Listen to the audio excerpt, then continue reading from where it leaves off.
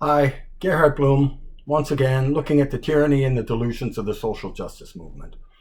So I'm sure you've heard it all over the media. Leftists will tell you that the attack on Nancy Pelosi's husband is a consequence of right-wing rhetoric, right? No, that's a baseless slander, right? Do you recall Joe Biden saying he wanted to beat the hell out of Donald Trump? Do you recall Nancy Pelosi saying she wanted to punch Donald Trump in the face? Yeah, that's explicitly the language of violence, right? Physical violence, right? Not, nasty campaign ads. And by the way, Nancy Pelosi is just an awful, awful person, right? And her policies are disastrous, but nobody was calling for any physical attack on her or her husband. And here's me condemning that attack. It was awful. It was awful. And it's not the product of right-wing rhetoric, right? Ridiculous, right? Do you recall the rhetoric of Chuck Schumer yelling, "I will tell you, Gorsuch, I want to tell you, Kavanaugh, you have released the whirlwind, you will pay the price." These are Supreme Court justices. You are allowed to exert political pressure and leverage on politicians, right? You are not allowed to leverage rhetoric or protest Supreme Court justices. They are independent from the political system, right? They're Supreme Court justices. Their sole duty is to determine whether proposed legislation or legislation is consistent with the Constitution, right? Chuck Schumer should shut his little face hole, right? And that is exciting rhetoric. And in response to that kind of language, people were protesting outside the homes of Supreme Court justices.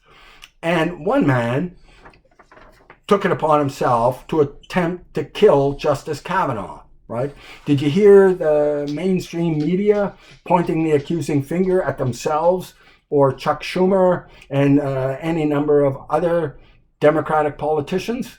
No, right? Crickets, right? And what about President Obama vilifying the police? Well, later, a black man shot 6 Dallas cops, right?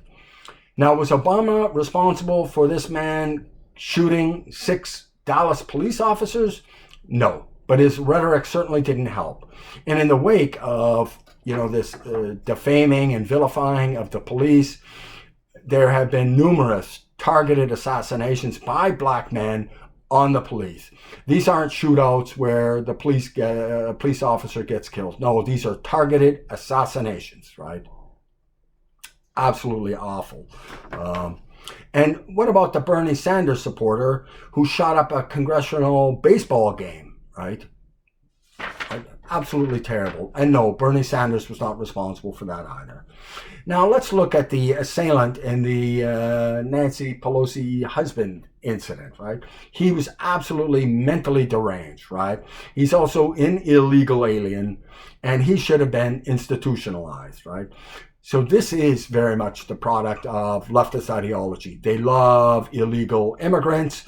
They're absolutely dead opposed to institutionalizing people who are dangerous and unstable, right?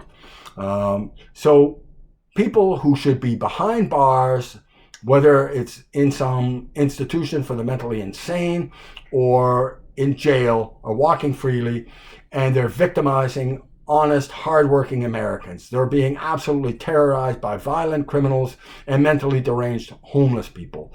Numerous cases of people being shoved onto subway tracks and stabbed to death in the street. It's just awful. And this is leftist. Leftists are allowing this to happen. So I hope you'll check out my book, Deconstructing Social Justice. It's available on Amazon. Not important because I wrote it. I wrote it because the issues could not be more important. People's lives are being destroyed by this leftist ideology, and people just don't understand what's going on, what's behind it all. It is all linked. It's cultural Marxism, and it has ideologically captured every institution of social and cultural importance. Thank you so much for your time and attention. Bye-bye.